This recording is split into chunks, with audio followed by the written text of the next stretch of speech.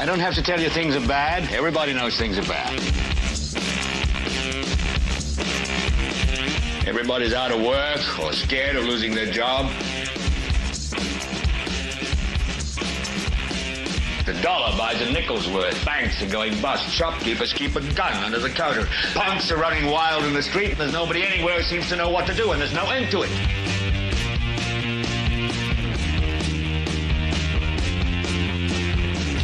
The air is unfit to breathe, and our food is unfit to eat. And we sit watching our TVs while some local newscaster tells us that today we had 15 homicides and 63 violent crimes, as if that's the way it's supposed to be. We know things are bad, worse than bad. It's like everything everywhere is going crazy, so we don't go out anymore.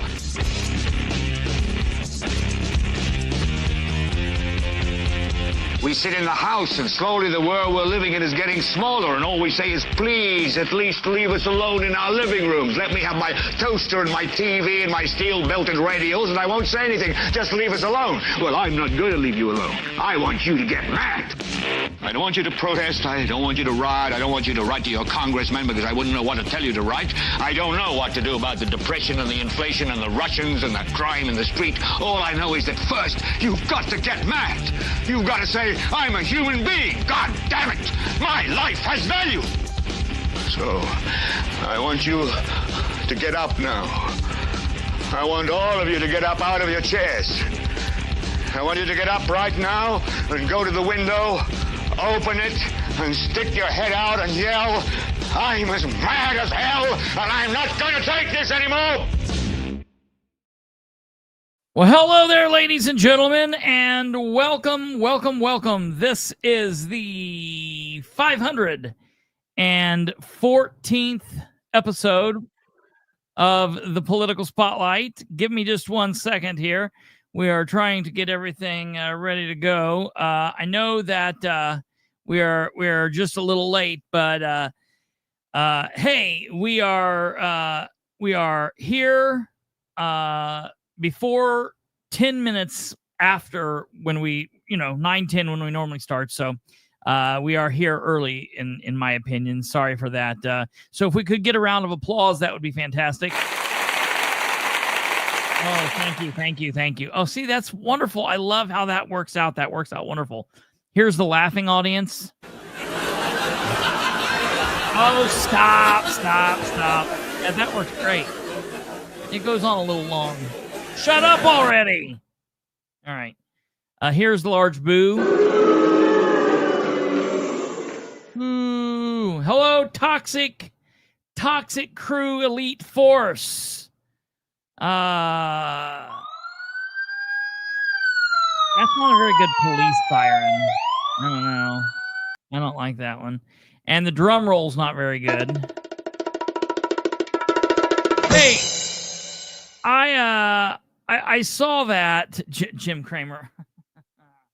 I saw that that thing that you're doing,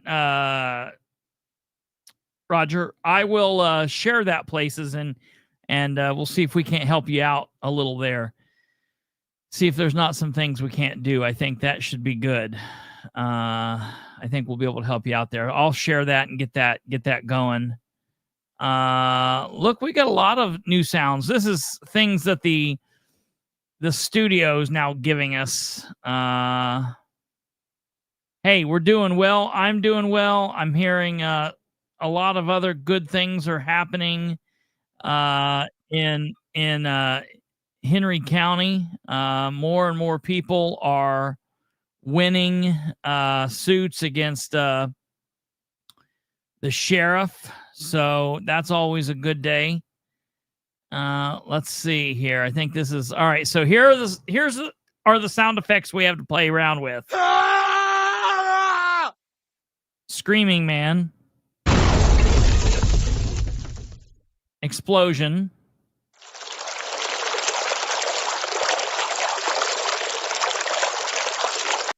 I'm going to get rid of that one because I've already got to pee enough between beginning and ending of the show. I don't need a fountain sound to make me need to pee more. Here's a long slide.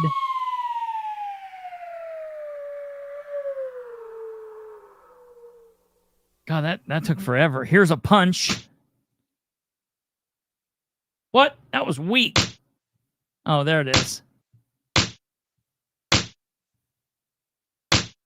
That's more like a door shut.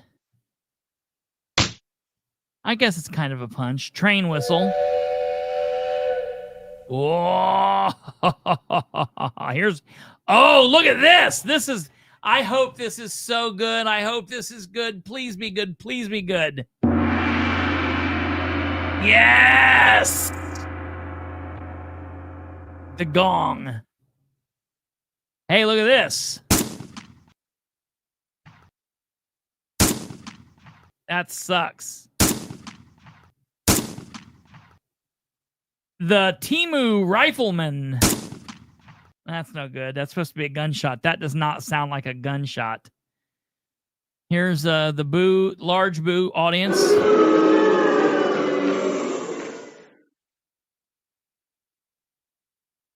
Drum roll. It needs to be not bongos. That's stupid. It needs to be a snare drum.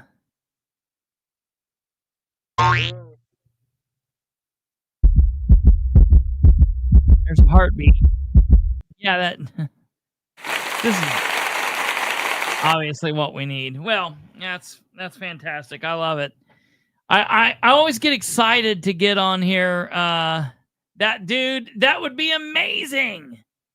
Where's the phone ring? Hello? Hello? That would be great. I've got access to even older phones than that. But all right, enough playing with these sound effects. They're going to get this board so confused I won't even be able to see what's going on. Hey, so this is like riveting television. If you like what you're seeing so far, smash that like button. Please give us a like button. Do all of that. If you don't like it, hold it off till later in the show. But don't forget to hit it either way. Either way you do it, make sure you smash that like button. So I almost canceled tonight's show, and everyone's like, why are you canceling so much?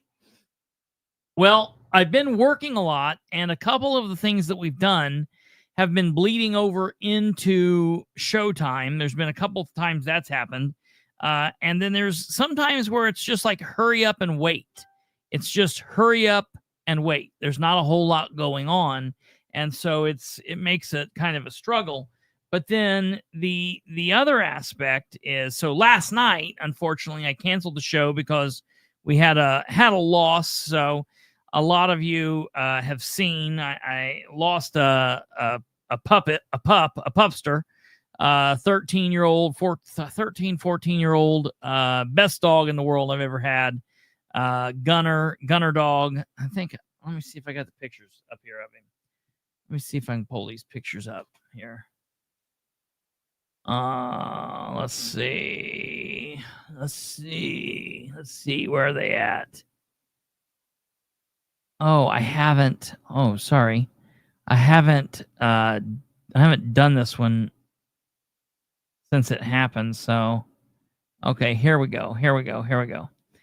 So, yeah, here the poor little guy was not too long ago.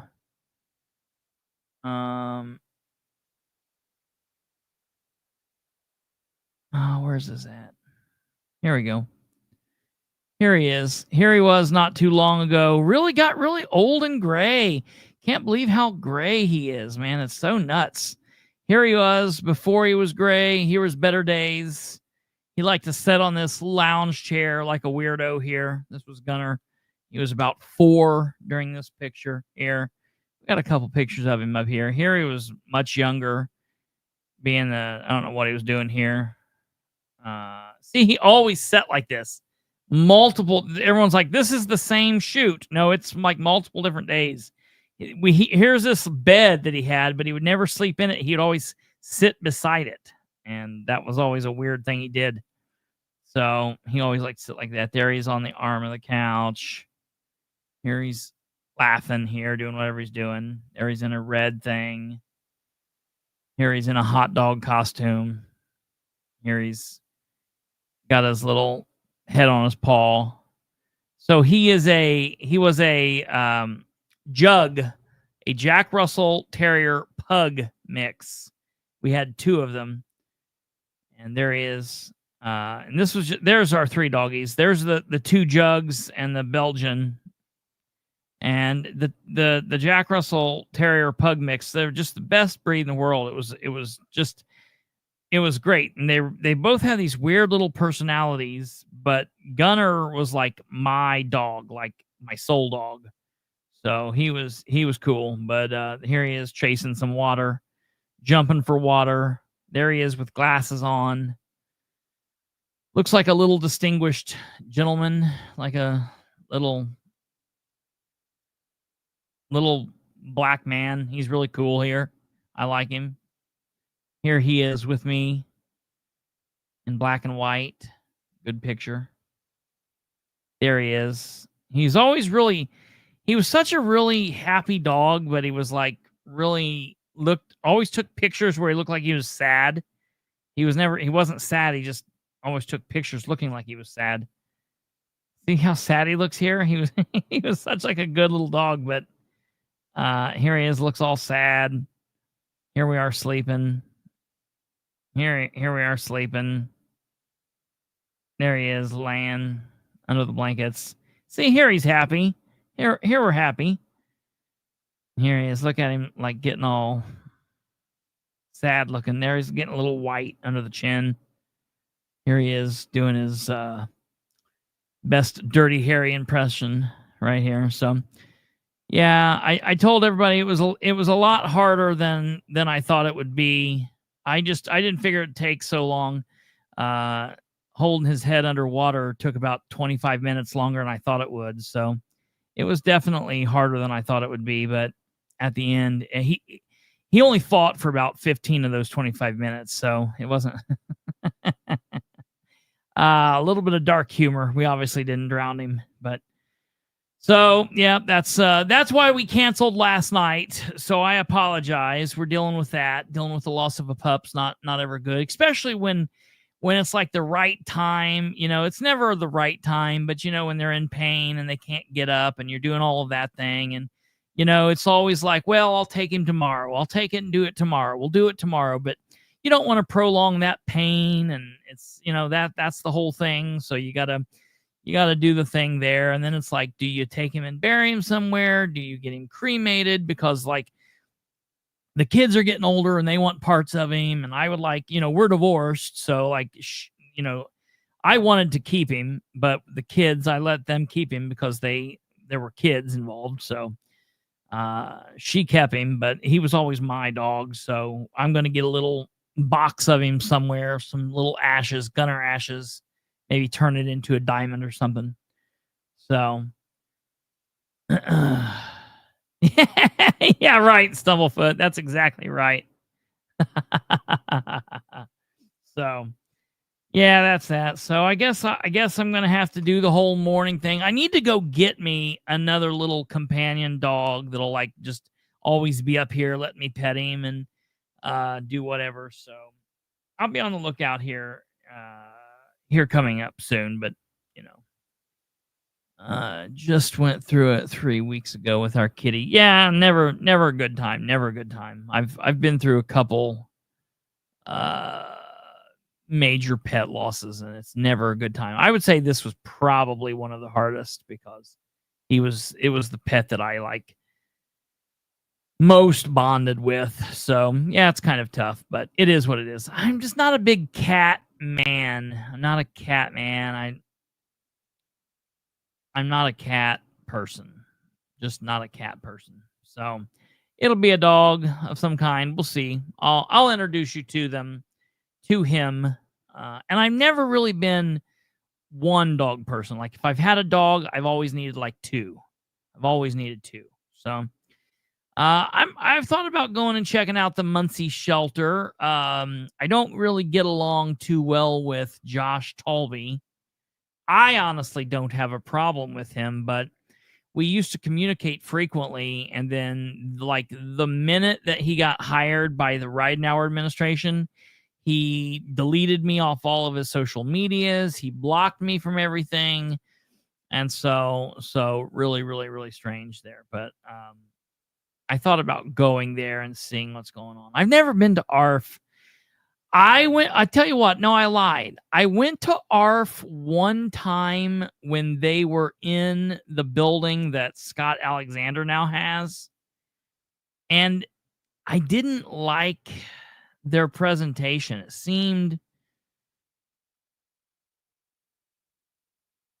It seemed really dirty. I'm not knocking ARF in any way. I'm just saying the one time that I was in one building long ago, it just was kind of off-putting. But maybe that was something crazy going on. I don't know. But yeah, I'll be checking that out here in the next several months. Not looking to rush into anything too soon, but we'll see what happens.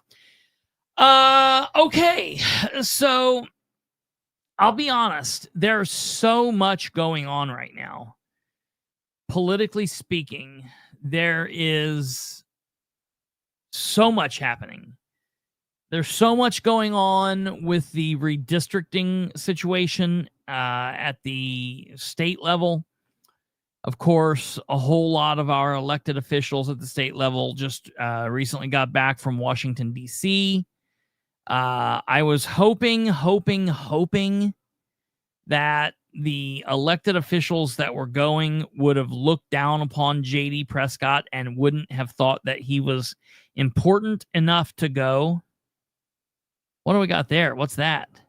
Is that at the shelter? That's too big of a dog for me. I need a small one. I like big dogs. I like big dogs, but I like them to have area to run. But I need like a little partner in crime dog. So I'll find me. I like some kind of a little bulldogish type pug, that thing. I need to go on the jug pages and see if I can find specifically a jug, but they're very hard to find around here. So I'll have to find out. But no, so getting back to it, I was hoping that J.D. Prescott wouldn't have been important enough to go, but I then was clicking through some pictures and I found out that he was in fact there. They did take JD. JD was in Washington, D.C. And so I immediately went to a couple of their pages and said, hey, can you do me a favor? Number one, I want to know, how did you pay for the trip? Did the taxpayers pay for this trip? Or did you pay for the trip out of your own pocket? Because there were a couple of them that took their wives, and I wanted to make sure. And of the ones that I've asked, they paid for the trip themselves out of their own pocket. So that makes me happy. That makes me happy that we didn't pay that bill, at least for some of the guys that I asked. I need to go down and ask them all. But then I said, number two, can you make sure to do me a big favor and leave Prescott in D.C.? Don't bring him back. And Corey Criswell responded and said that he was happy to announce that J.D. Prescott was safe and sound back in Indiana. To which I responded, that is horrible news. That's and he thinks I'm joking. And I'm like, no, buddy, I'm not joking. Prescott is a douchebag. I do not like him. And I wish you would have kept him there. So it is what it is. He's back. It is. I'm so disgusted. Here's the problem with JD. We are in a situation where more people in District 33 dislike JD Prescott than probably have ever disliked him. He is probably at his lowest point politically right now than he has ever been. And if we had a good candidate, like I'm picturing like an attorney that's like on the go, that's like ready to maybe get into politics, or a retiring sheriff, a sheriff that's done time, but he's coming off of his 2 terms, We need a good candidate that can run against him and beat him in the primary, so we have nothing to worry about after May. That's what we need. But I'm worried that we're going to go all the way through this entire year, this entire off year. We're going to get into January. The filing period's going to open up. He's going to file. No one's going to file to run against him. And then he's going to walk into yet just one more term that's bloody awful. And my biggest fear is, while he is like at the most hated right now, all it takes is for one or two small things to happen and like the tides to turn. And not because of anything special he's done, but then all of a sudden that hate goes away and people like him. And then that catapults him into a position where he could likely rise. And we do not need that happening. So I'm telling you, Kate says deep pockets. I think that's important. While I don't think that's necessarily, here's deep pockets or the ability to fundraise and the wherewithal to run the race, not as a paper only candidate, not as somebody like we need another Brittany Clower. Like Brittany Clower. I'm telling you, had the Clowers not moved, Brittany would have beat him this time. No questions. She would have defeat him. Listen, Charlize, that's not a bad idea. That's not a bad idea. Maybe that would be an interesting conversation to have. I've still got my fingers crossed, and I'm still trying to work the field. But listen, I'm not gonna fool myself or any of you. The person who would need to run against JD to win is not somebody that's gonna just file in January and win. The person who would need to, that would be able to beat JD is somebody that would already be in the planning now. That would already be doing what needs to be done now. That would already be, turning in an exploratory committee and looking at things and looking into fundraising and having talks with people and doing all of that work. There's a lot of work that goes into it. Term limits are a great idea. It's just the problem of how you get it there. So I don't know. But the point of this is there's a lot of stuff going on at the state level. But I'll be honest with you. I talked about the redistricting thing a couple weeks ago. And I'm not interested. I don't care about them going to D.C. I don't care about them talking to Vance. They're all doing what we knew they would do. A bunch of them came out against it. The big wigs never said anything. They never said which way they felt they were leaning. Now they all go to D.C. and they come back and they say, well, it kind of makes sense, like I can kind of, I don't care about any of that crap. We know what they're going to do. Politicians aren't people.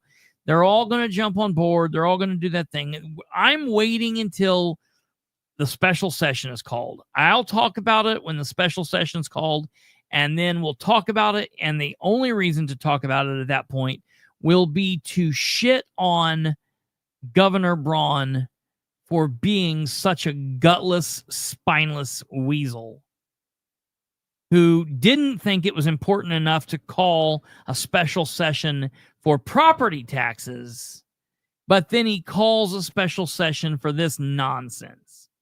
So we'll see what happens, but there's a lot going on there. I've, of course, been monitoring that. Obviously, there's a lot going on at the national level. I'm still monitoring all of that. We watch all of that. But at the local level, man, there's so much going on. The budget sessions are here. Everybody's in budget session. And, it's a disaster because of Senate Bill 1. Everybody knew it would be a disaster. And so we're watching all of that happen. Do I think $2 million would buy it? I think it would. I don't think it would take that much. But it could. Listen, the honest thing is the money is the big thing, but you need the person and the team that can walk the walk. They need to be out hitting doors and talking to people. That's what it takes. Money alone doesn't do it, and walking alone doesn't do it. You need those two things combined.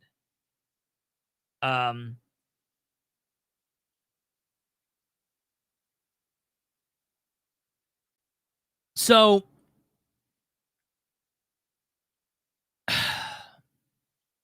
I called this episode Everything All the Time All at Once because it seems like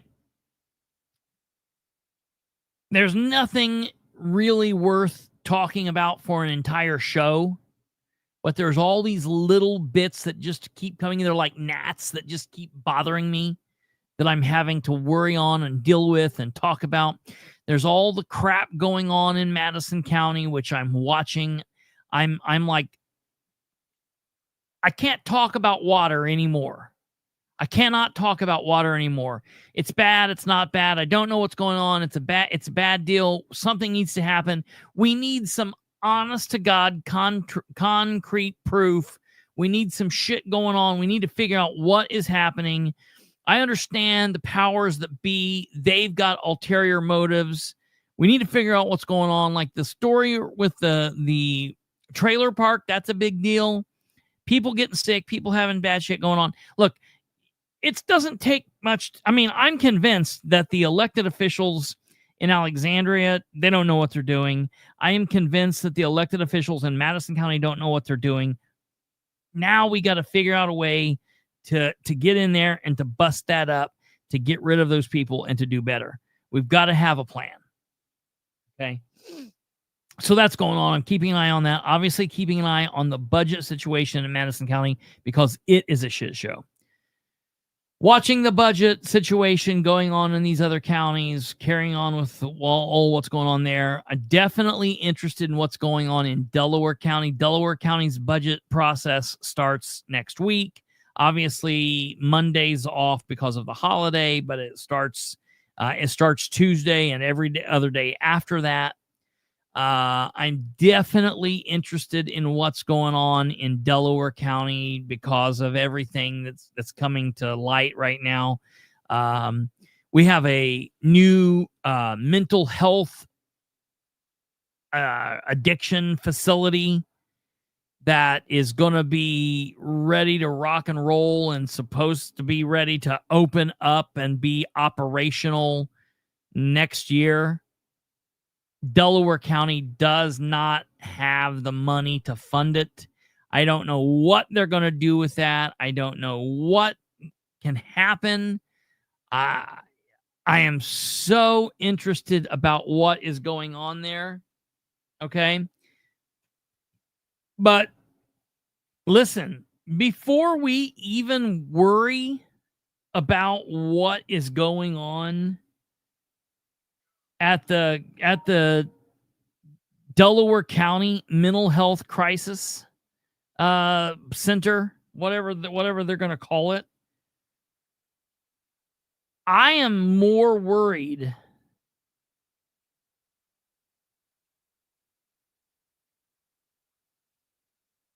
Charlize, so were you on here the other night? Did you hear what happened with the liability risk insurance? Did you hear that? Did you guys hear that? Were you here for that, Charlize? My grandparents didn't watch the show the other night. I'll have to tell them, remind me tomorrow when I see you guys to tell you about what's going on with the liability risk insurance.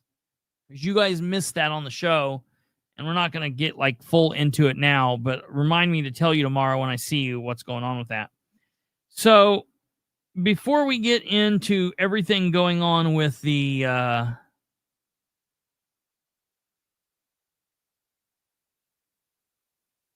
liability insurance, or excuse me, the mental health facility in at the county level, I want to take a look at, I know we've talked about this a little bit, but I want to talk about what's going on with the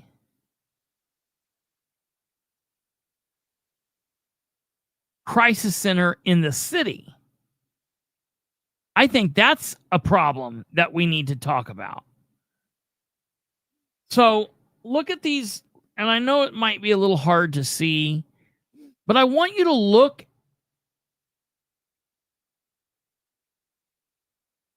Let me see if I can show it to you better. I want you to look at the weeds that are growing up around that facility.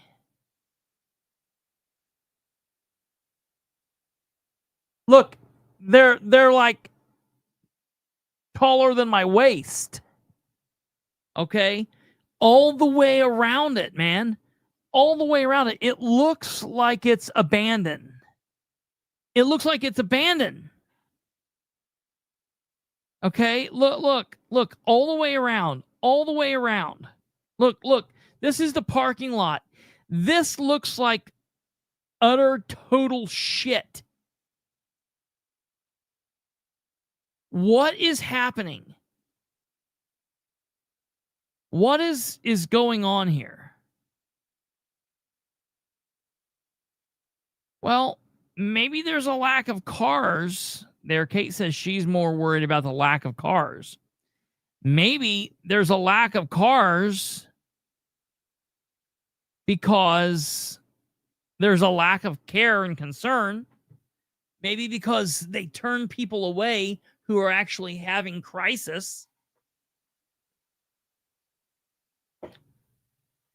Maybe they only work 6 hours a day, 5 days a week, Monday through Friday, during a period where a lot of the people, and I'm just being honest, a lot of the people who would normally be in the position to need that facility are asleep.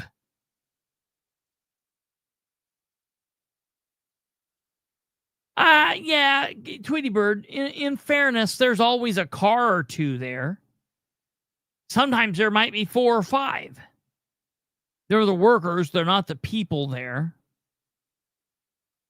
I have people who contact me 2 or 3 times a week telling me that they are former employees, soon to be former employees, people who went there to get a job but decided against it, telling me absolutely horror stories of them turning people away, of them doing anything they can to not intake somebody. Like, when their standard operating procedure is to turn someone away, that's a problem. And you want me to tell you who never says anything about it? Dan Ridenauer. He won't answer questions about it. He doesn't have any kind of thoughts about it. Now, look, I could reach out to the councilman for that district, Brandon Garrett, but I can't hit him up on social media because he doesn't do social media. I've been told he works too much for social media. I've been told he's too afraid if he does social media, he might tell somebody off and he doesn't have the ability to control himself. Or if I try to deal with him on social media, I instead get his wife or sister wife or his wife's sister or his sister's wife or whoever it is, all these women in his life that talk to him. He won't return texts. He won't return emails. The only time he feels as though he can open his mouth is from his seat on the council now to tell us, oh, I'll do something. I'll do this before the next meeting. And then we never hear from him again. So he's out of the question.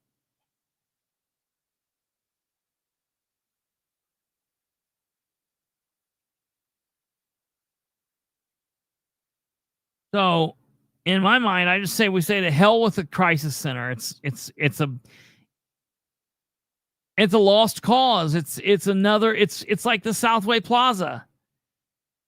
We'll have to wait for Ridenhour in 6 years to say, well, we screwed that up too.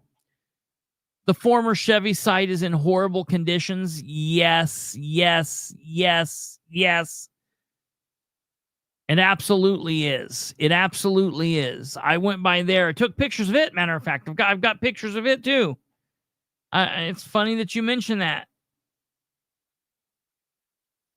I was with my grandparents the other day, and we went and took a little tour. Drove my grandmother around places. She said, I've not been here in ever or in a long time.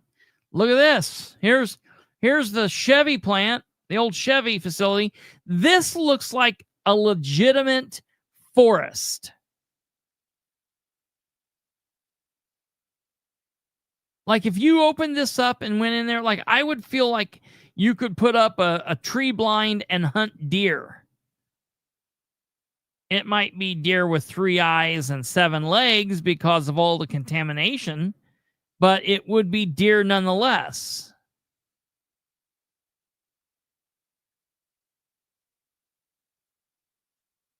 It did not look like this. Yeah, right. The Chevy Brownfield Nature Preserve. It looks like Chernobyl.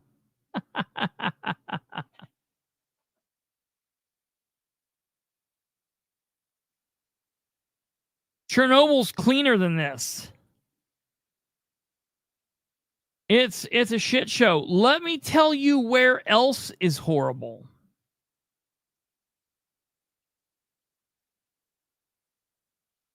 Dan does like his parks. That's absolutely true. It's nuts. Let me tell you where else is horrible.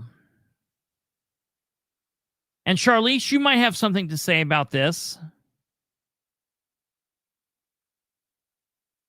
How many times, Charlize, have you been sitting at a Muncie Redevelopment Commission meeting and you've heard the members of the Muncie Redevelopment Commission meeting say something about flatland resources? Can anybody here tell me? There's probably more than 2, but I want to know there's 2 specific things that flatland resources are supposed to be working on and billing the city for. And I want to know if you people, what do you mean you people, in the chat can tell me what are the 2 projects that flatland resources are supposed to be working on. Can anybody tell me?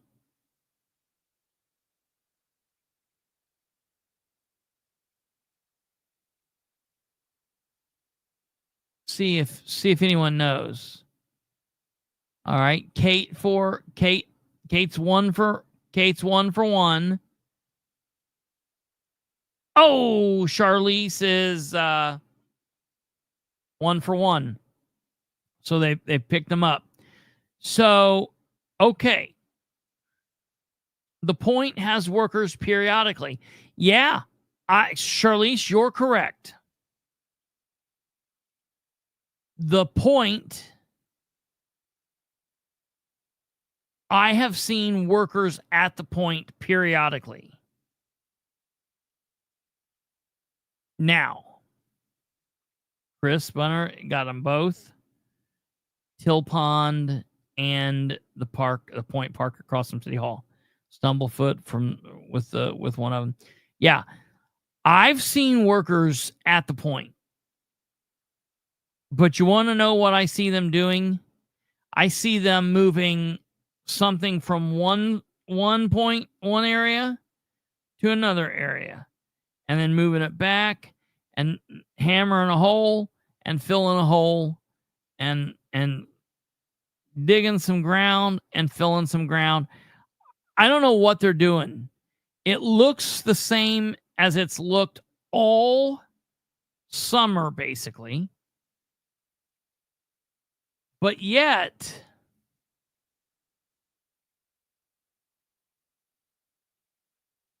when you go and you search,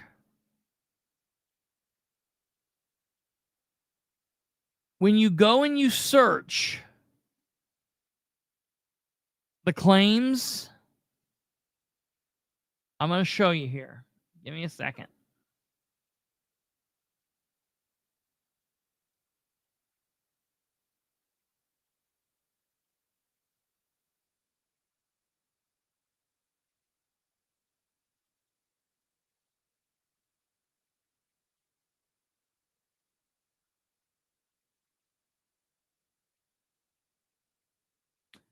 Okay, this is really funny to me.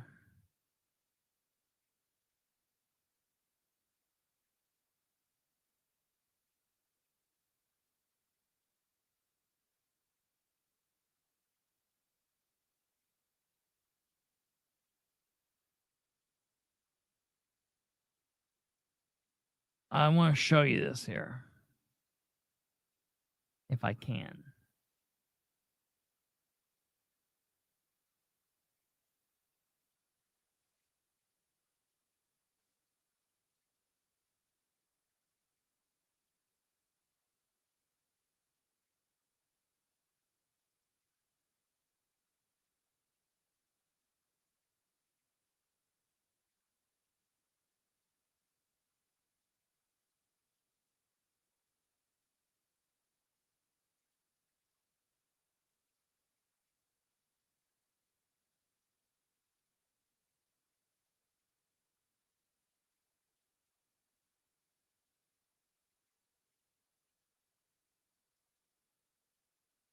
All right.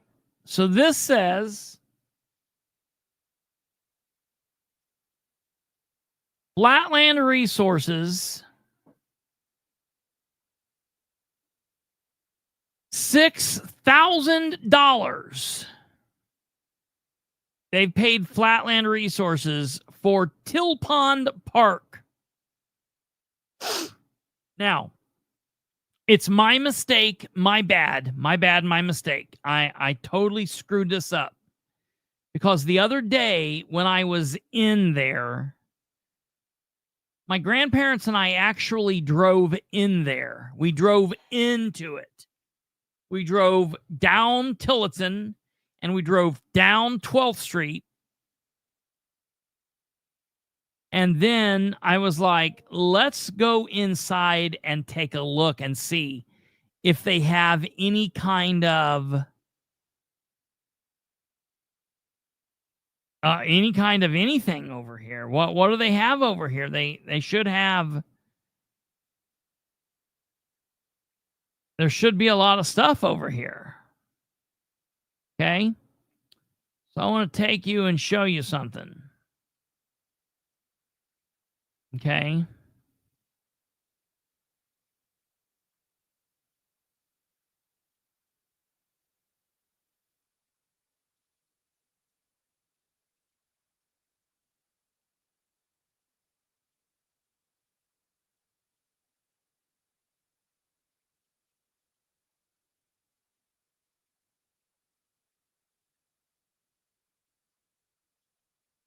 Here's Hill Pond from Google Maps. Now, Hill Pond does not look anything like this. Does not look like anything like this. Okay. This looks nice compared to what it looks like. Okay. We blow up out of here and we show you. Here's the city. All right. We blow in here. This is on the southwest side. Okay. Here's Tillotson. Here's Memorial. Here's the pond. Okay. Let me tell you. Driving north on Tillotson, like going up to Memorial. Here's the sidewalk. Here's the sidewalk. I'm taking my cursor down the sidewalk. Now up the sidewalk. From a car, you can't see anything 2 or 3 or 4 feet past the sidewalk because the weeds are grown up taller than the car. So then when I turn going eastbound on Memorial on 12th Street, driving along it, you can't see anything. You can't see anything into here because of the same situation. Megan, this is Muncie, city of Muncie. So the other day, I decided to take my grandparents down in here. Okay. This was going to be back long ago. It was going to be a housing edition. It was going to be just like this. It was going to be like this here. You can see where they put the roads. And you can see where they put the little pads for like the places like for trailers or houses or whatever they're going to put there. Well, that fell through. And then it's just sat there and sat there and sat there. Well, then Dan entered that deal with those guys that were going to turn it into a great big, wonderful apartment complex. And that was all a scam. And that fell through, obviously. And now they just own it and it's sitting there. And, Dan's working, having Flatland Resources working on something to the effect that would allow Flatland Resources to bill the city for $6,000 on July 18th. Well, I'm telling you, my ass was in there. And there has been no work done. So I will be filing a records request tomorrow with the city of Muncie asking for a detailed breakdown of the invoices that Flatland Resources is submitting for Till Pond. I need a full explanation on this. Because I'm telling you, just from the naked eye, it looks as if we might be in a situation where we are paying for I don't know what.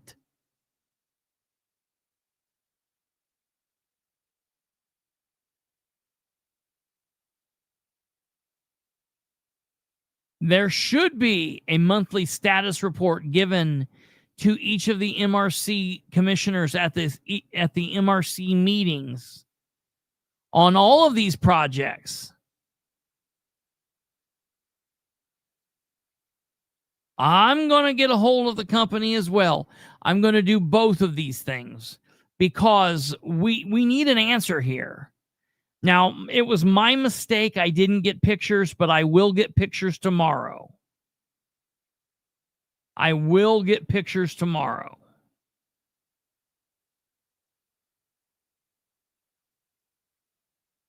That said,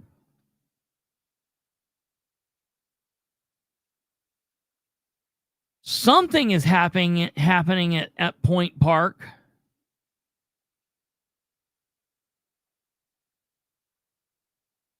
something is happening at Point Park, but I don't know what. So that's an issue. Okay? That's not the only issue. Let's go back to the Yeah, that's a really good that's really good, Stumblefoot. They should be. Well, now we need to go back to the spreadsheet because we got something else we need to look at.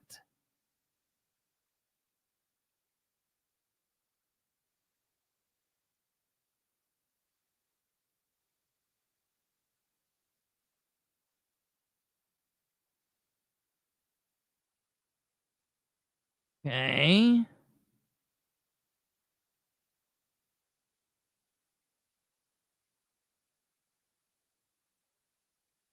Now, look at this.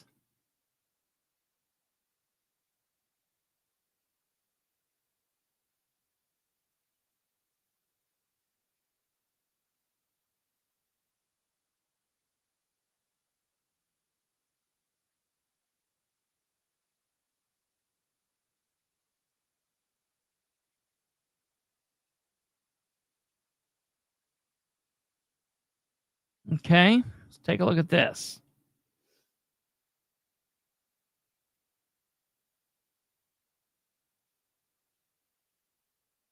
Oh, you want to see Point Park on the map? Now, look, what you're going to see on the map does not represent anything like it currently looks. Let me go back and see if I have a picture. I think Charlize sent me a picture here not too long ago. I'll go back and get that. So Point Park, right here.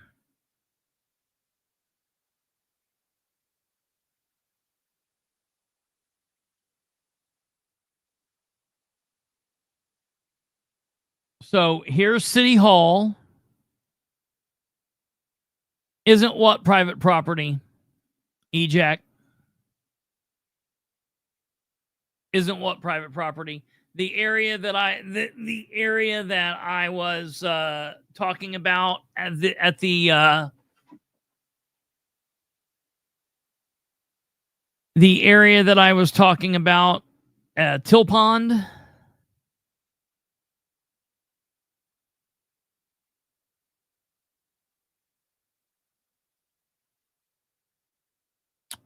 That's a good question. So the answer to that question would be it's up in the air. Till Pond, no. Till Pond is a public park. Till Pond will be a park. It's a city park. They're working on it to manufacture it into a public park. As far as the access roads to get back to it, yeah, it's technically owned by somebody that's out of state, that's got no investment in it, that's totally out of it. They were con men attempting to con the city. So if they want to call and report me for something, I guess they can do it. You know, I won't be there by the time anybody gets there. They won't know when I'm there taking pictures. There are lots and lots of homeless people that are invading it and there. So if they want to come get me and stop me from taking pictures, you know, okay, cool. But how about you get the homeless people first that are on there doing drugs and other things, you know, you know, I'll see myself out. I'm not too worried about that. I'm not trespassing into land where anybody is currently living. It's definitely not a dwelling.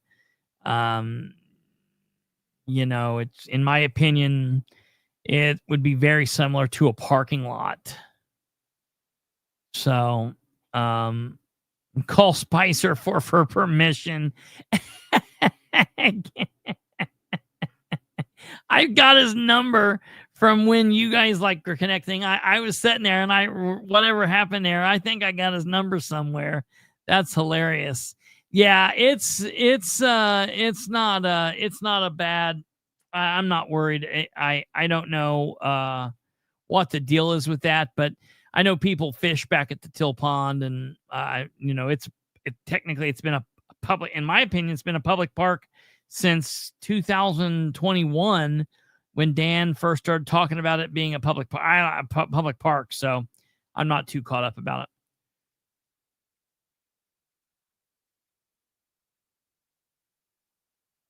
I definitely don't have any ill intent to go there. I'm going there as a media personality to take pictures and to report on an ongoing story. All right, so here is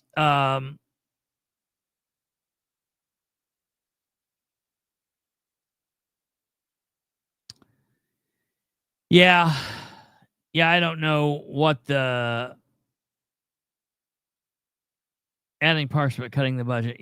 yeah, I don't know what the deal is there. So here is the Till the point whatever. And let me see what we got going on here. I know where it's at.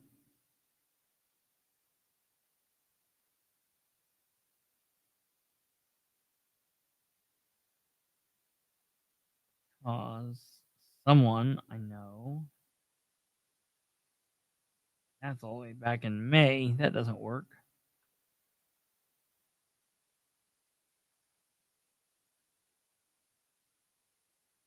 Oh, right here. Here we are.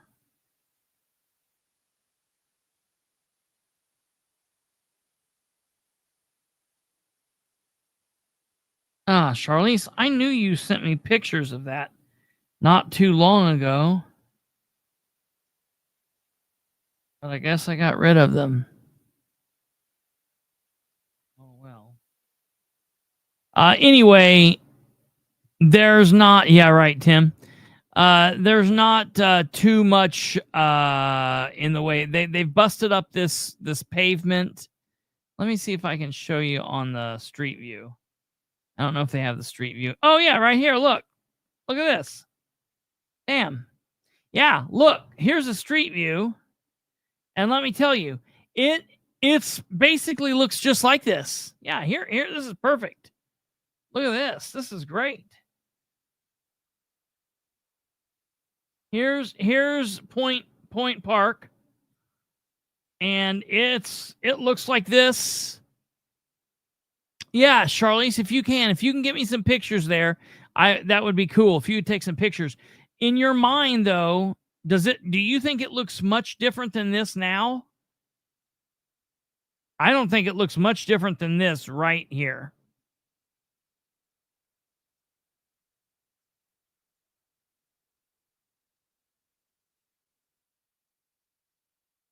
Maybe it's a little bit more cement out here. Maybe it's got a little bit more dirt brought in. Yeah, but nothing. I mean,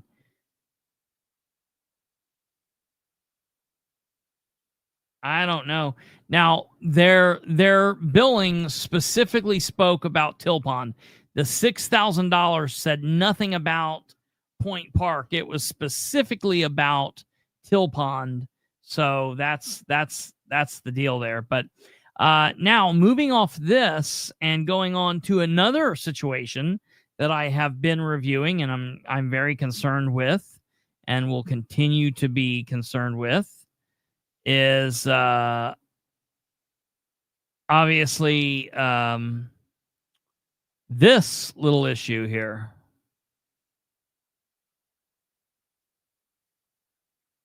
I can get it to share. Hide. Okay, look at this. All right, let me blow this thing up. Okay. Look at this. Hoosier Municipal Operations. So, on day was it?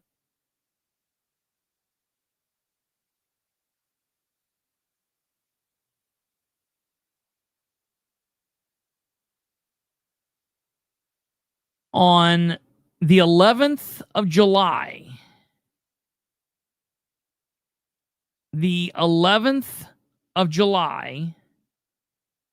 Hoosier Municipal Operations submitted an invoice for $957.40. And let's look at why they did that. Oh, for other services and charges. That's why. So prior to the show tonight, I sent a records request off to the city of Muncie. I sent it in 2 formats. I sent off an email to the following individuals: Mayor Ridenauer, Communications Director Amber Green, Controller Craig Wright, and Professional Grifter Dustin Clark.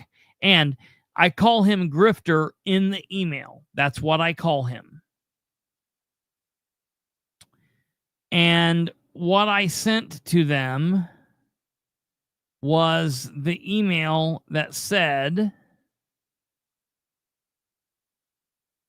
I have issued several record requests over the last few months for various records pertaining to Dustin Clark, and this should wrap up what I'm looking for the next little while. I know that I have some documents to pick up at City Hall, but I have been waiting to obtain these last records so I can pick them up all at once. So to add to my initial request of copies of all documentation, records, forms showing how much money the city of Muncie has paid Dustin Clark and or Michelle Owen and or Hoosier Municipal Operations LLC or Greenlight Resources from January 1 through July 16th, 2025. Copies of each check paid out to Dustin Clark and or Michelle Owen or Hoosier Municipal Operations or Greenlight Resources from January 1st through July 16th, 2025. Copies of each invoice submitted to the city of Muncie, again, from the same time periods. Copies of any and or new revised amended contracts between the city of Muncie, Dustin Clark, Michelle Owen, and or Hoosier Municipal Operation from January 1st through July 16th, 2025. The only difference is I am now requesting everything I have above up and through August 28th, 2025. And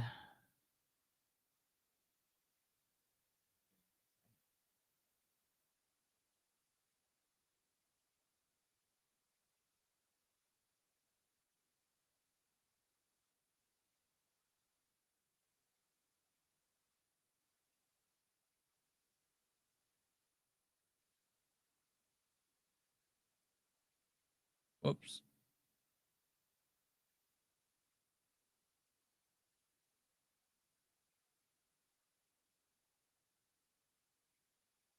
Okay, there we go.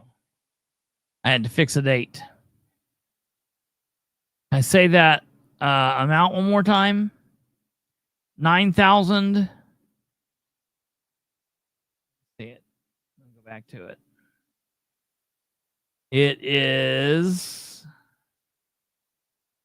9,957.40.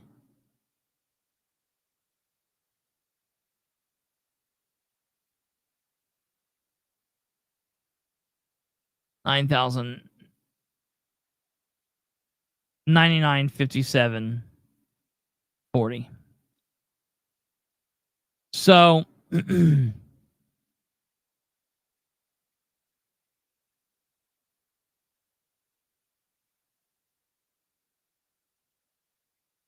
That's what I've got there.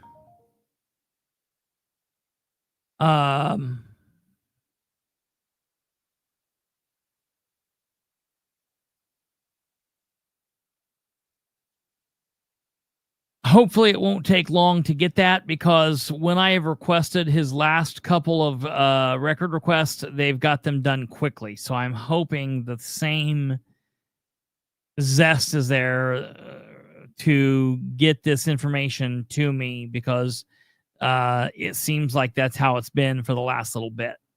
So this should hopefully show what he did out over the summer at Prairie Creek, while he was there for those couple of weeks, while he was there for the Ironman, and it should show what's going on. Now, there should be, in order for him to be out there doing that, an amendment to his contract.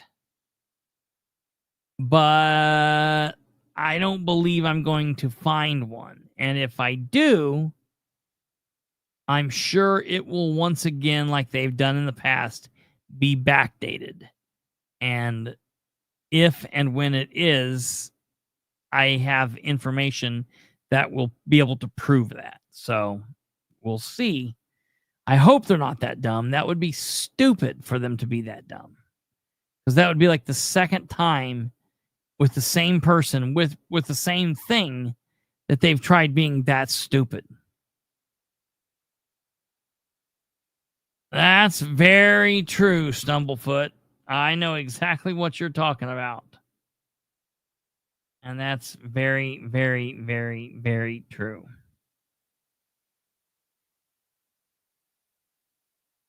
So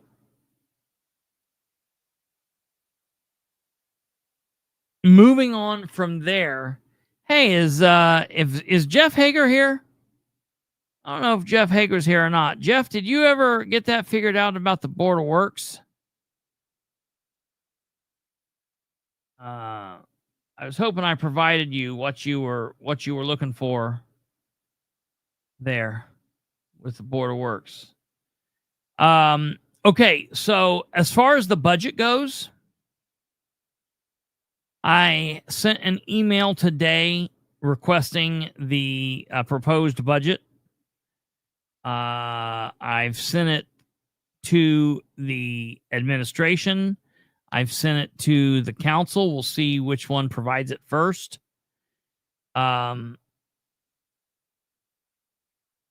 There are a couple of things that I think we're going to be really interested in watching as it pertains to the budget in the city of Muncie. And again, I'm just going to say my very first thing that I'm going to be watching for is how the councilors that decided to vote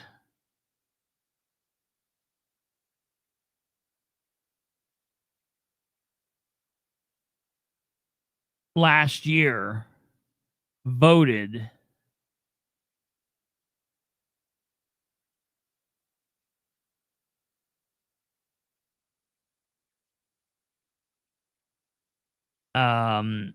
that way. Okay.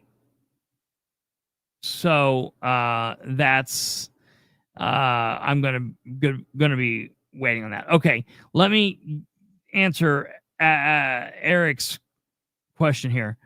So the city of Muncie is a second-class city, unlike Winchester. Winchester is a third-class city, so the council approves them. The council in a second-class city does not approve the day-to-day claims, the weekly or monthly claims. The council sets the budget.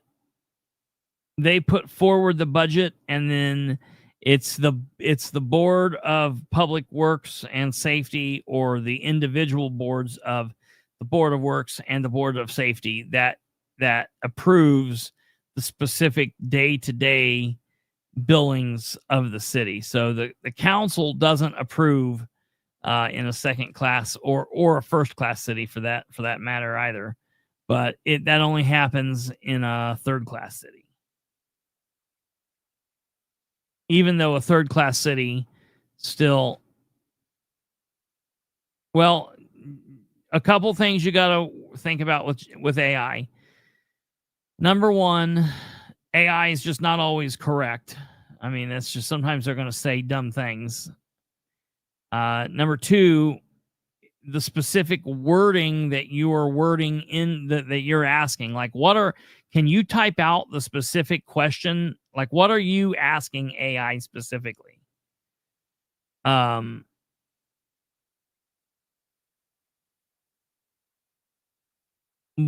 are you specifically asking AI? And what did AI specifically tell you? Because I can promise you beyond all shadow of a doubt, I can promise you that the city council is in no way over the Board of Works in any way.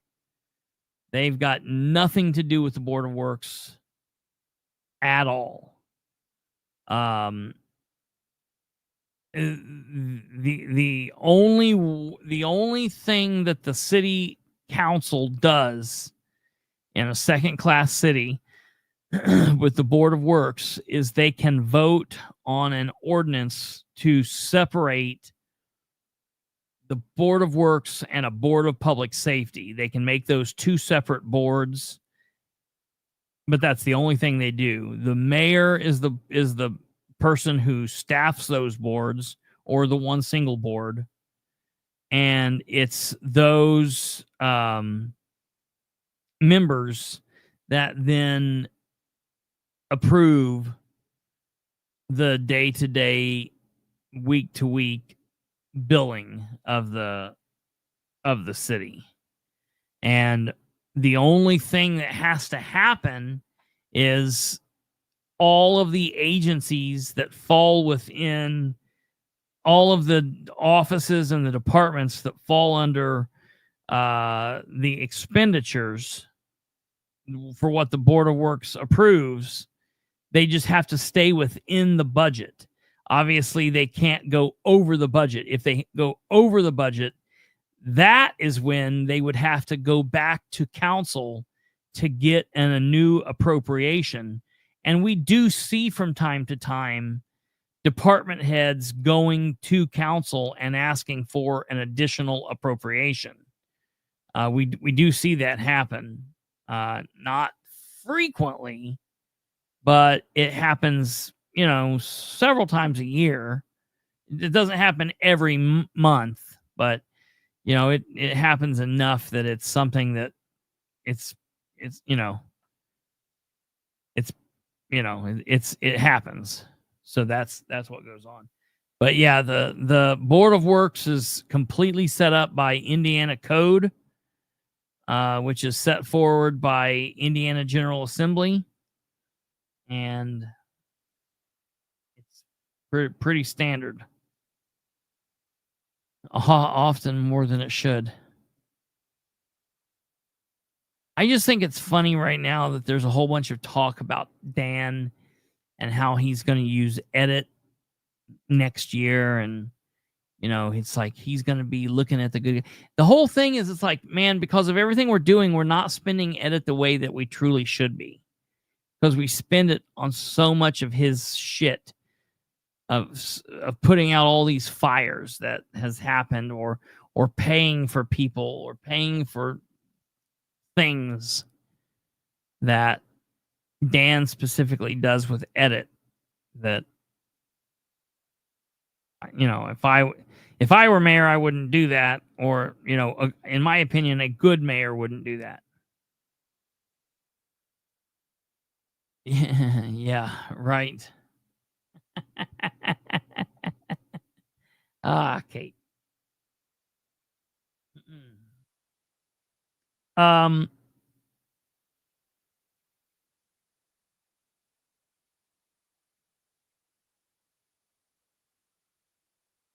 Yeah, no problem, Jeff. I wasn't trying to be shitty in any way. I was wanting to help you out. It's hard. It's difficult. It makes it hard to see. And then if you ask something to AI that's a little wonky here or there, you get all kinds of things. And I a lot of times I'll get people asking questions, and I'll look and I'm like, well, wait a minute, that thing that you're looking at is for Utah. That doesn't apply to Indiana. So that's the other thing there too. Really quickly, I do want to stop here for a second and say, for anyone that might be watching from Blackford County, I've got some stuff for Blackford County. I just this afternoon got some more emails from the sheriff, finally. I think I've got the sheriff realize that he can send me some things, and we're in a good spot here. We'll be good there.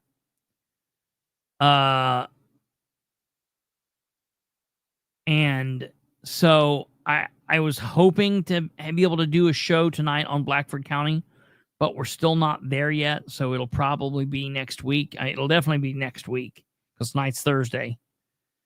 So it won't be.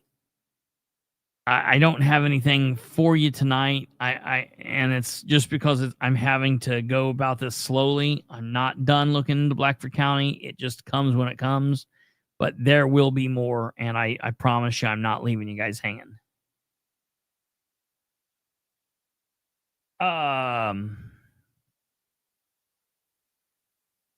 I've went through and I went back and looked at the board of the the county council meeting. I went back and I watched that from start to finish. And I really want to watch again just that part about the liability insurance. It's so crazy. That's such a crazy situation. And I've been talking to a couple people about it, and it's just nuts.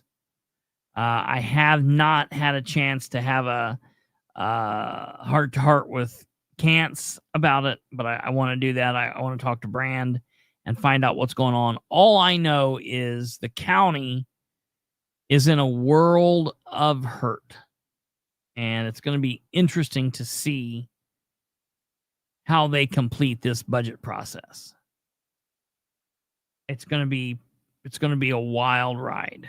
And I think it's going to be interesting seeing this budget process this first year with Jessica not in control.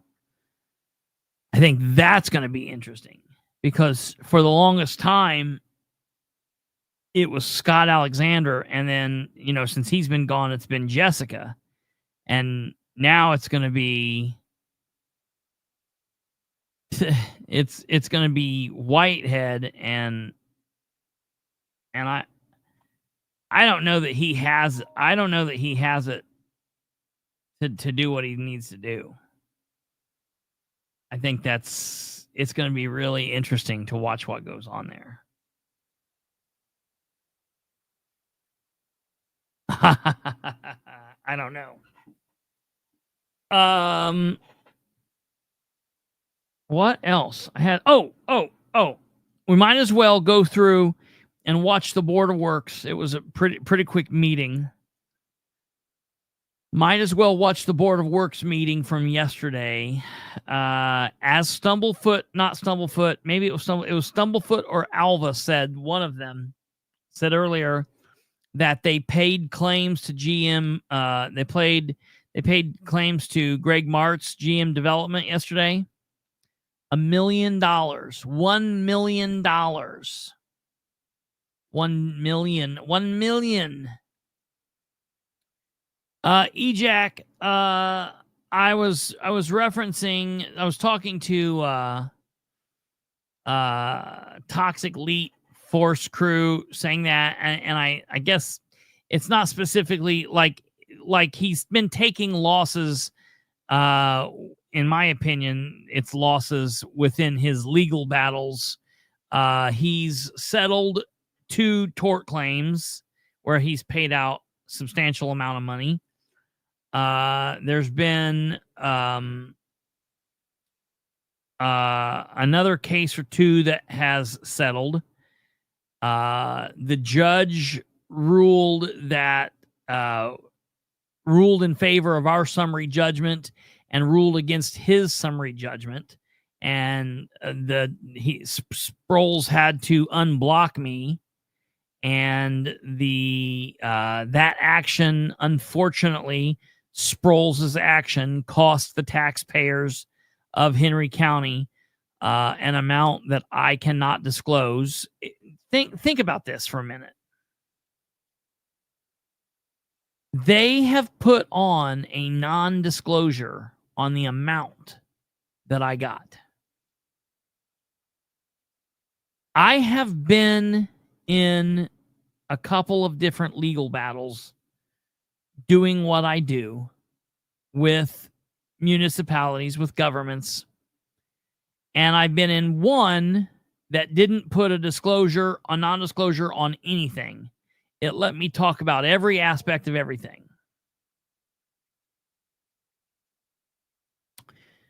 I was in another legal situation which put on a non-disclosure on everything, so I can't talk about anything. And then this one, I can talk all about the case and all about how it was a First Amendment win, and it was a fight for justice, and we overcome. But they wanted to put a non-disclosure on the total amount paid to me and my legal team, which are two different amounts. I cannot disclose my amount, and I cannot disclose my legal team's amount. And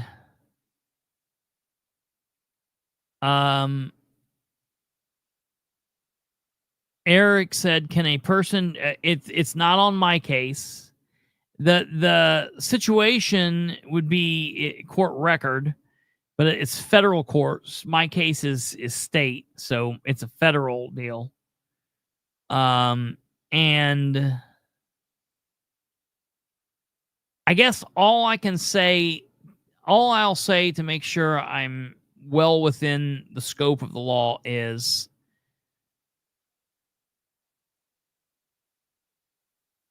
I am very pro APRA, and I would never tell anybody to not do that. So that's what I'd say about that. I very much believe in APRA, and I'm very pro APRA. I very much believe that public documents are disclosable, and I very much believe in that. So that's that. But I'm happy. I'm happy that we won. It's not about the money in my mind. That's not my mind is the First Amendment win.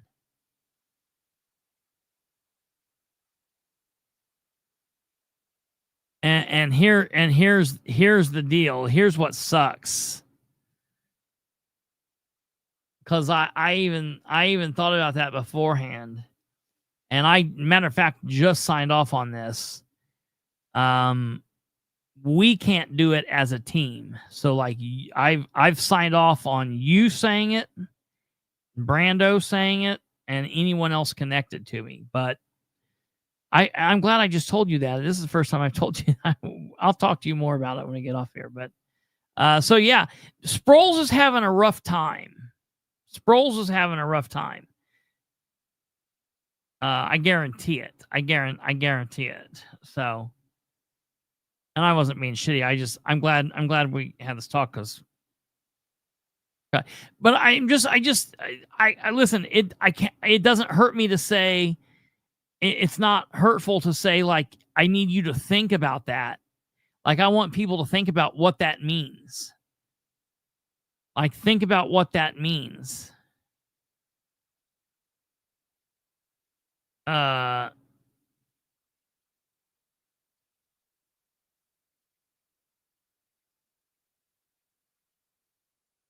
EQ hasn't learned much. He just gave the inmates all the expensive workout equipment that he fought to get for his department weight room, then asked for money to buy better equipment for his deputies.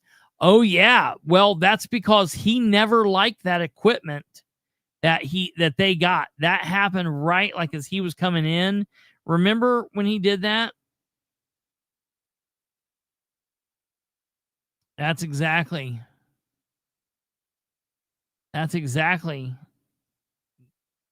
Okay.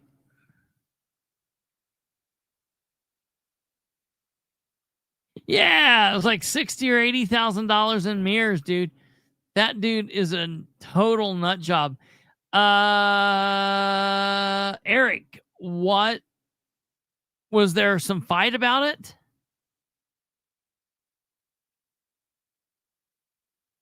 Was there some fight about it? Oh yeah, you know that, Stumblefoot, because he likes looking at himself in the mirror. Did anybody put up a fight like Bellinger or anybody? I know that Susan wouldn't.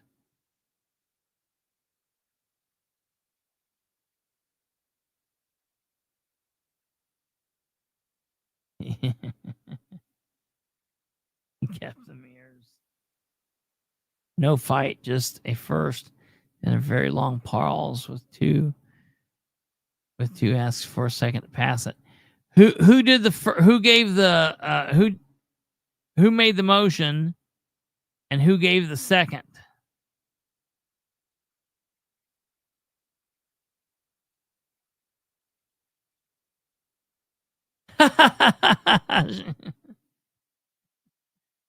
we could definitely eat some Pizza King.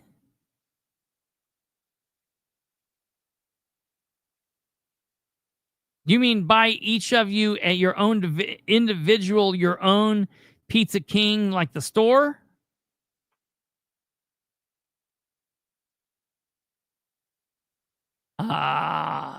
So Susan Hoon made the motion, and the his other buddy made the second. That's rough.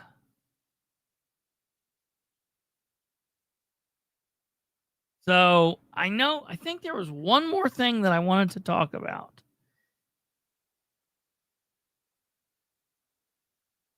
Don't know if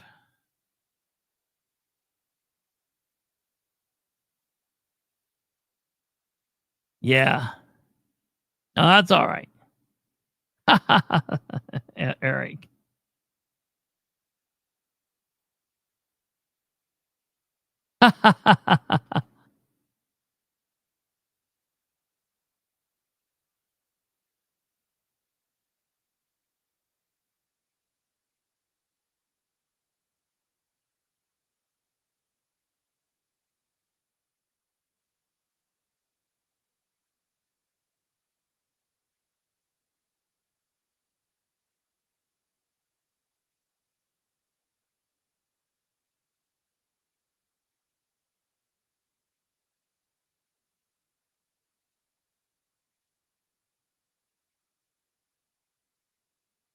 Oh yes, there is, and I'm so glad.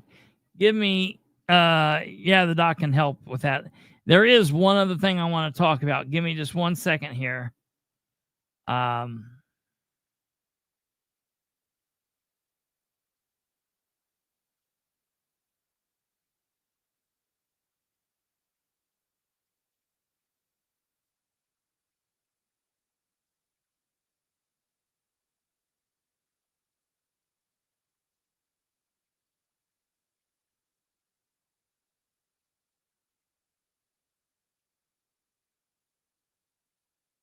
So, going back, I'm so glad I looked at that. Going back to the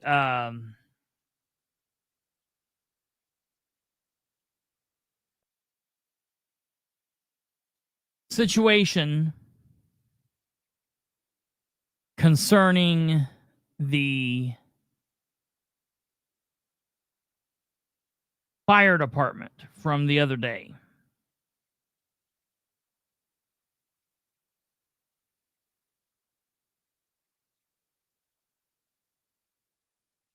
Let me pull this thing up here and I'll show you.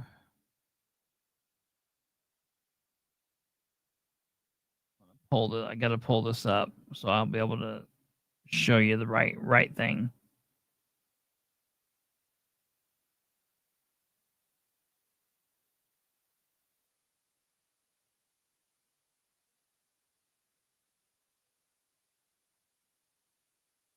Where's it at? Damn it.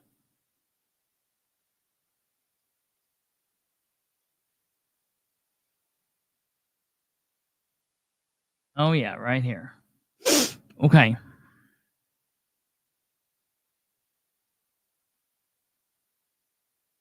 Well, so the fire department fiasco that we had the other day, where the man took the picture and put it on the iPad and all that. I can show you here. Here's the fire department schedule for the month of August. Again, the man works anytime you see the red, that's when the man works. Anytime you see the black, that's when the female works. So Gibson did the action on Friday the 15th. She got it on the 15th. She came into work on the 16th, and she complained. Not only did she complain, but a higher-up supervisor in the fire department also complained, sent out an email to the chiefs and made this known this is a problem. She then worked, and she got off the morning on Sunday. He came in, and he was still there. Nobody moved him to a new station, made sure they didn't have to see each other. Nope, they still had to see each other. He worked, and then he got off on Monday the 18th when she came in and yet again had to see him. He was then off Monday. He was off Tuesday. He was off Wednesday. He was off Thursday, which those were his standard days off. So he wasn't off because he was on leave. He wasn't off because he was suspended. He was just off because those were his days. Then on the 21st, he was suspended. So he did not work on the 23rd, 22nd. And he was off. So his 10 days were the 22nd, 23rd, 24th, 25th, 26th, 27, 28, 29, 30, and then he'll technically be off on the 31st. So he's eligible to go back to work after the 31st, when the September schedule will start. Well, generally, if the fire department, if the chief puts you off for 10 days, there has to be a merit commission meeting called. And there has yet to be a fire merit commission meeting called. I fully believe that he will be going back to work. And if that is the case, if he goes back to work, people should have a major problem with that.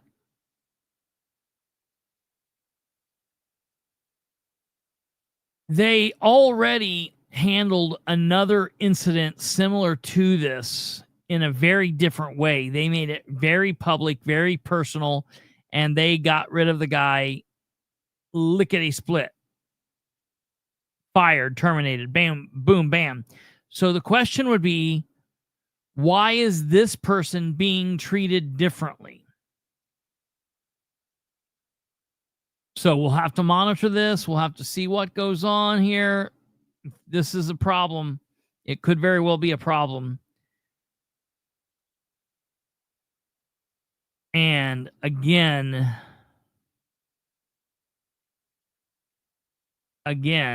this is a serious, serious problem in my book. And it points to larger problems as we've went over on the fire department. So, yeah, everything's gone, or he's at least locked it down and made it very private. No pun intended. Womp womp. So that's that. We'll be following this, obviously checking. In order to have had a merit commission meeting within that time period, they would have had to have called for a special meeting sometime on Wednesday, because you need 48 hours. So there's no meeting scheduled for tomorrow, and tomorrow would be the last day, because he's off on Saturday. But then whatever the schedule is for Sunday, or excuse me, whatever the schedule is for September. Let me see if I don't know if I have September schedule or not. Give me a second.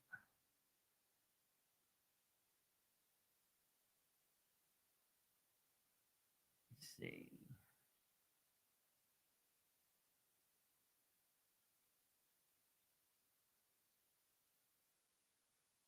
Yeah, I do. Or at least for this.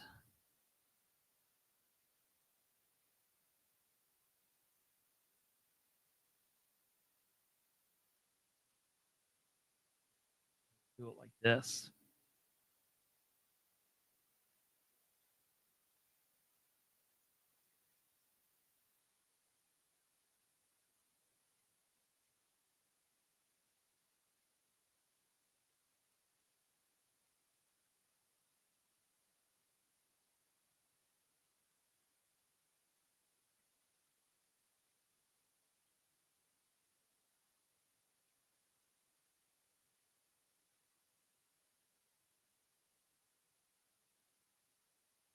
Okay, so his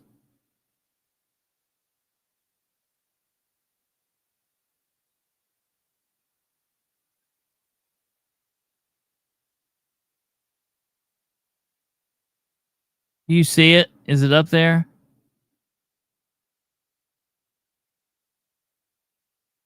You see it on there? You see the schedule on there? Okay, because I can't see it on mine, so it looks weird. Okay, so then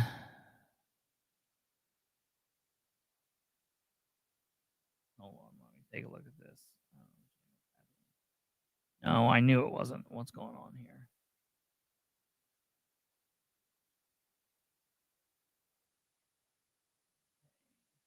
Like this.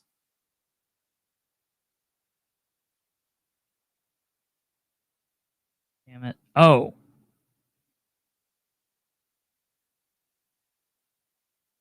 Okay.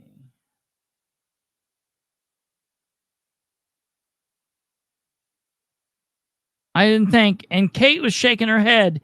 Could you see the schedule? You shook your head, yes. What in the hell? She didn't know what. I don't even think she listens to me half the time. She's like, yeah, I saw it. And everyone else was like, no, I didn't see it. I knew she didn't see it. I knew she didn't see it.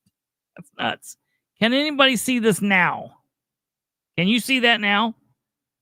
Jesus. Okay, so all right, so he's off of suspension on Sunday the 31st. So then he would then still be he would then be off on Monday, and his first day back to work would be Tuesday the 2nd. His victim would then go back, would see him on Wednesday the 3rd. He would go back on Thursday the 4th, and his victim would then see him on Friday the 5th. So depending on what goes on here, he could be back to work as early as Tuesday, or if they need some kind of like overtime, they could call him in on Monday if he's off of a suspension on Sunday.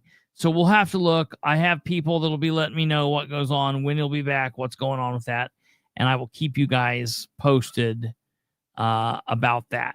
So that's that. Okay, the only other thing that I want to tell you guys before we leave, and this is a really strange thing. So you guys are familiar. Some of you are familiar with the podcast that talks about politics. We've been on their show before. We've had them on our show before. We went back and forth. It's the Mouthwash podcast. You all are aware of what I am talking about specifically. Well, I've always I don't have a problem with the people at Mouthwash. There's a lot of people that I do like. I like the Democrat. I like Brad Sawinski. He's a cool dude. I like the Libertarian. She's cool. I feel like, I'm just going to be honest because that's all I can be. I feel like the Mouthwash podcast is real jokey. It's real jokey, and they're too busy trying to be friends with everybody and like trying to give everybody the whatever. And it's like sometimes you got to cut through the bullshit and just say it. And if you make somebody mad, it's okay. It's okay to not be liked by everybody. And so I'm just that's my thing. They probably don't like how mean I am, so they're allowed to have that opinion. We can have that opinion back and forth. Well, I noticed last Tuesday they did a really strange show. A show that I was like shocked that they would do. I didn't understand why they were doing it. It didn't make a lot of sense to me, really. I was very surprised. And I want to put this up here just for a second and show you this.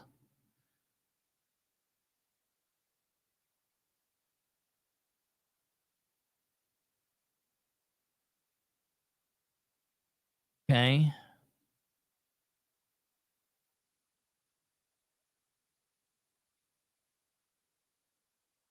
Quite the ordeal a few years back, and we're going to get into that story. And as I do lawfare, it seems to be a theme that we've had going on here at the Chateau de Mars Hill studio. And I welcome to the Mouthwash Show, a minty fresh take on politics. That's where we try to look at things from all different angles. Maybe some stuff that doesn't get covered, gets swept under the rug, that people never heard about. But tonight, this is one where I'm doing the investigation. I met these folks at the Micah Beckwith deal down there in Lake Cordery, and they came up to me after the show, and actually Kim Livorno, don't say her name wrong. She gets mad when you do that. So Livorno came up to me and said, I want you to talk to these folks. And I talked to them, and they told me their story, and I'm thinking, wow, this is my little lawfare thing was nothing compared to this. And this is a story about Muncie.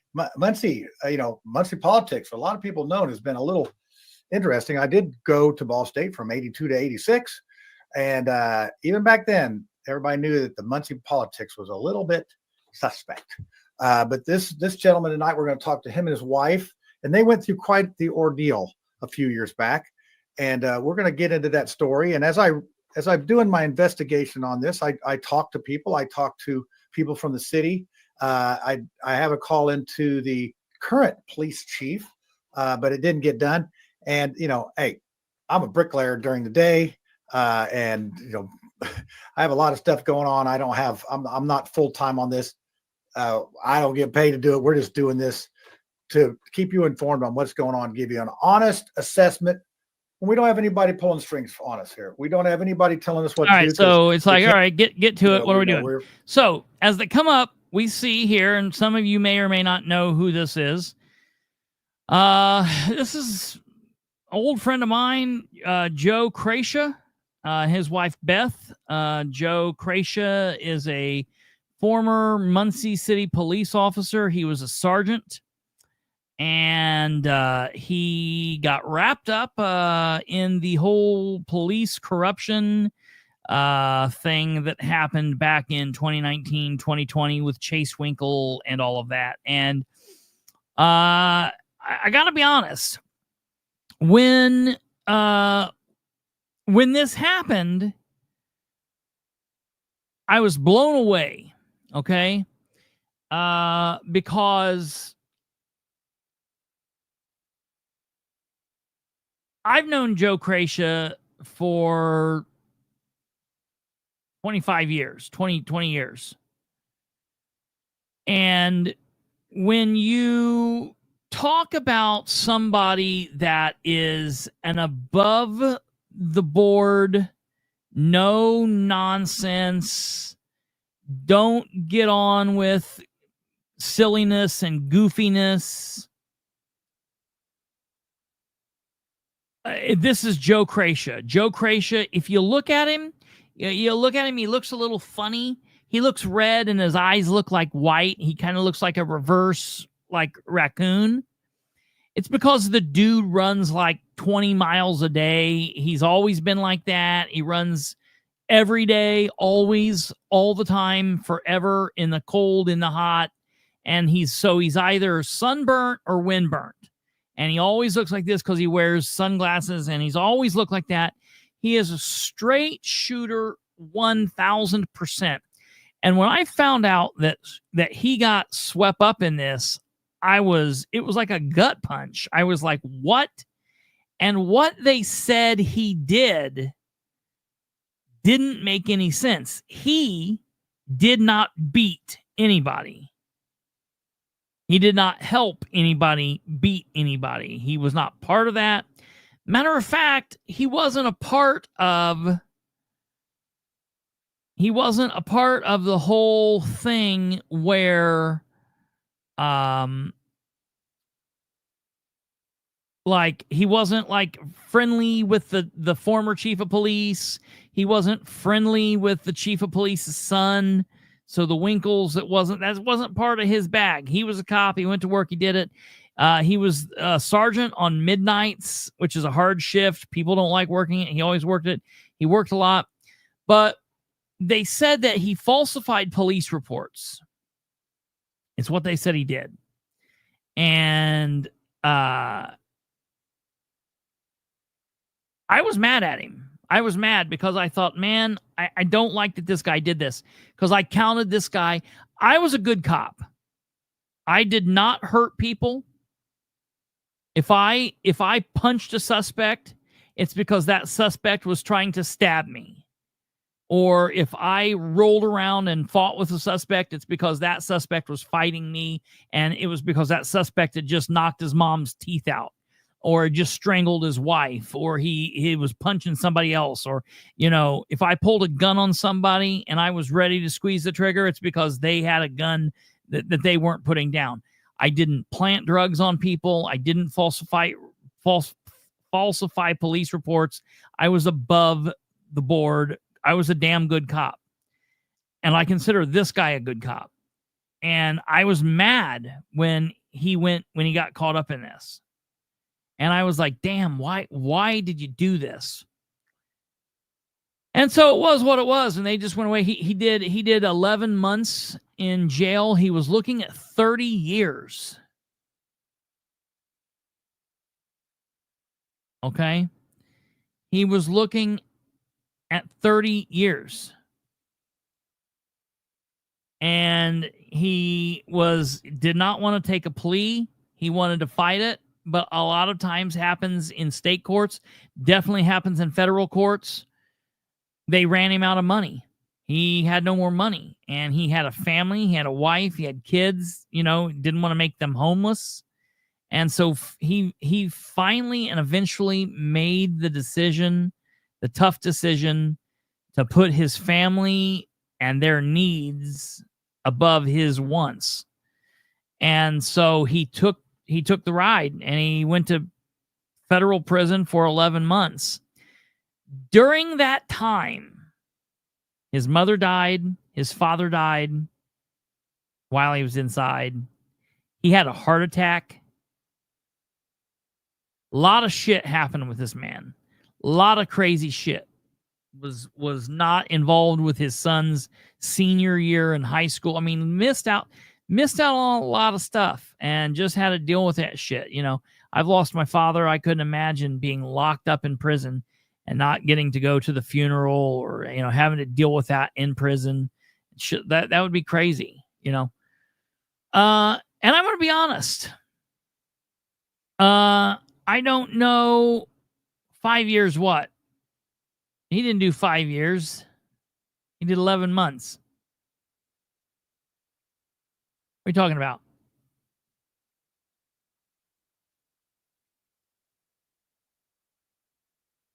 Come again. Nephew, tell me what you're talking about, bro. But he was on here, and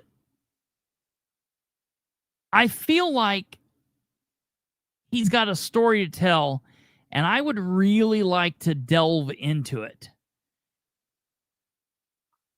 I'll be honest. I feel like the mouthwash did him wrong.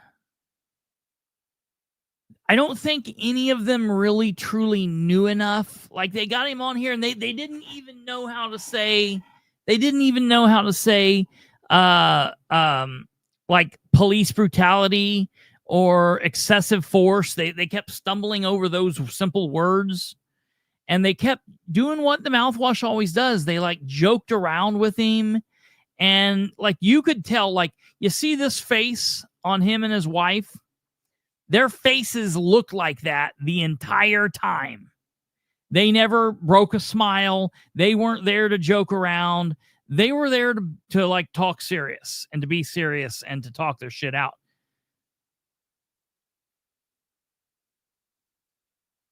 Yeah, well, a lot of people should have served more time. Chase is in there for 10 years. I don't know that this man, I don't know.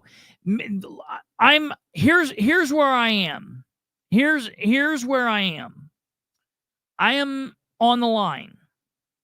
I want to look into this, because if there is truth behind what this man is saying, then he got screwed and he didn't deserve being in trouble. And he went down because here's what happened. If what he is saying is true, his direct supervisor should have been in trouble, and the chief should have been in trouble. But the chief didn't get in trouble, was never indicted, and his direct supervisor was never indicted or did not get in trouble.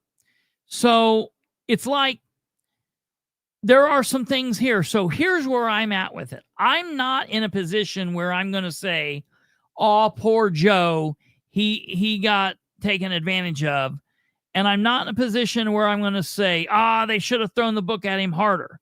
I'm saying I don't know where I believe, what I believe.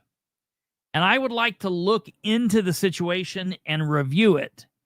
I'd like to talk to him in a serious format, give him the platform to tell his story the way that it should be told, with pushing back against him and asking serious questions and talking to him seriously.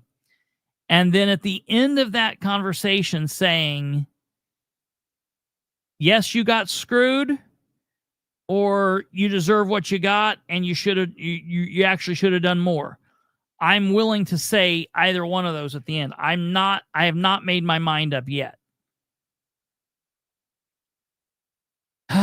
David, you don't. I mean, people don't. But there are situations where I can see people making there's a story here. I'm just saying you need to hear out what he says. We need to look into it and see what he says and what's going on. There is a story. There is a story here. When he says that, and he says in this at some point, which makes sense. If you're arrested for murder, let's talk about murder. If you're arrested for murder and you're being prosecuted at the state level, you can basically put on whatever defense you want to. The judge doesn't tell you, no, you can't put this on. Now, you can't claim insanity if you don't have a mental issue. They will check you for that. But if you want to say self-defense, you can try to meet that burden. If you want to say any other thing, you can try to put on that defense. In his case, and this is true in federal court, the judge looks at both. The judge looks at both cases and reviews them and tells them what they can do. And in his case, the judge said, nope, you can't put this defense on. Nope, you can't put this defense on. Nope, you can't put this defense on. Nope, you can't have this person testify for you. No, you can't have this special person testify for you. No, you can't have this person testify for you. That's a problem. That is a serious, serious problem. Okay? And if that, in fact, is true, that's something that we should all have a problem with, because any of us could wind up in a situation where we get jammed up for something. Specifically, those of us that talk out and fight against corruption, you're fighting against the wrong person sometime, and you're going somewhere and the police lights come on behind you and you get pulled over, and then all of a sudden, bam, you're in trouble for shit. You know, you could very look. There are innocent people out there that are in prison and are innocent. And the same thing goes for cops that have been charged. There are times where something fishy might have happened. And I'm not saying that is 100% what happened here. I'm saying I don't know. I'm saying I would like to look into it. And I feel like the treatment on mouthwash didn't give this what it was. Let me show you just a second of what I'm talking about here. We're relaxed, and we'll get the panel on here. We'll ask some questions about what your situation is and all that. But just give us a real quick synopsis on, what the details are here, if you can. Okay, so there was, how many officers were? My grandchildren at some point. So very thing that they charged. And the war. It's like, okay, now we're ready. So y'all were listening backstage, and this is the first time you've heard this story. Tiffany, I'm going to start with you. What do you down? I'm trying to get, and that's where I'm at, and it just looks like they wanted to pile all this on you, and it fits their narrative, and they don't care who it hurts. And that's where we're at. So Brad, are you caught up? Did you hear all? You're muted, Brad. I could unmute you probably. He was using his library. I'm doing that. Yeah, I keep unmuting him and muting him. Okay, go ahead, Brad. Library voice. Now I forgot what I was going to say. So. Okay. Okay. Well, no. Look at Joe and Beth. Yes. That this was all taking place, though, right? So, okay.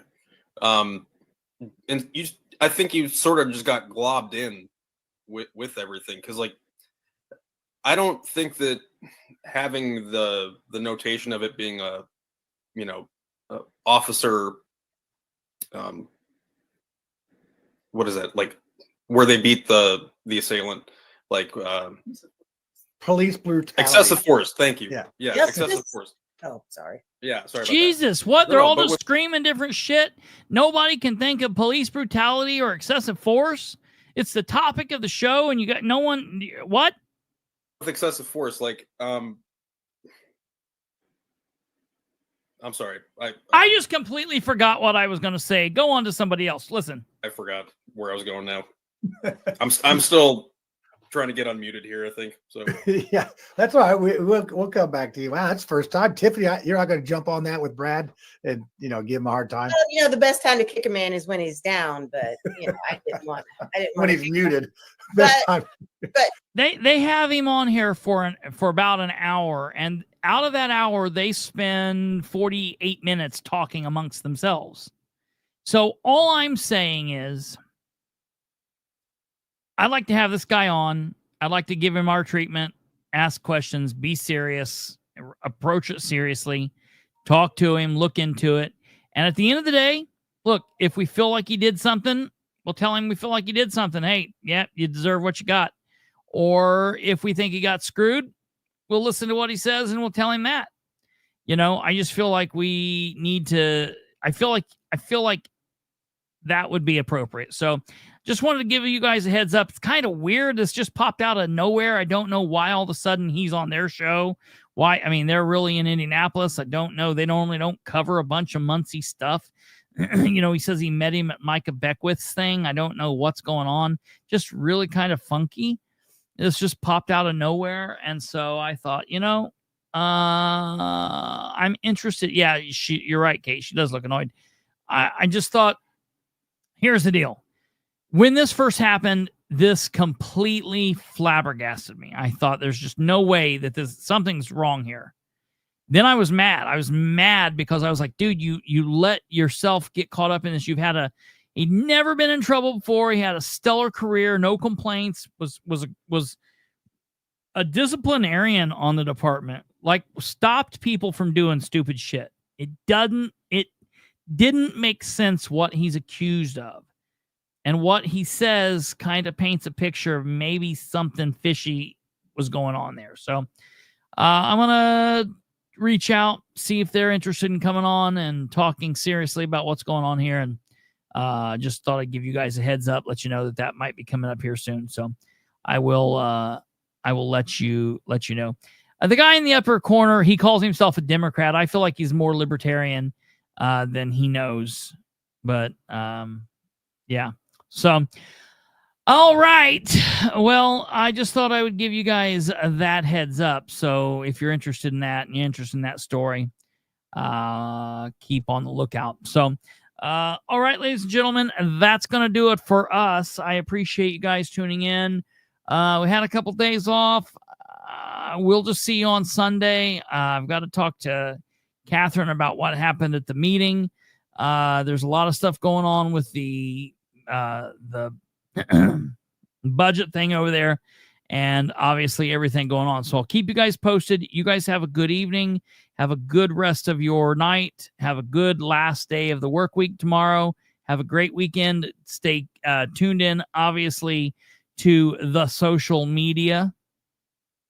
You can find us all there. That's where that is. So please check us out there. Also, remember, it's very, very, very important. If you can, head over to the YouTube page and Bilbrey Clark Show. Check that out.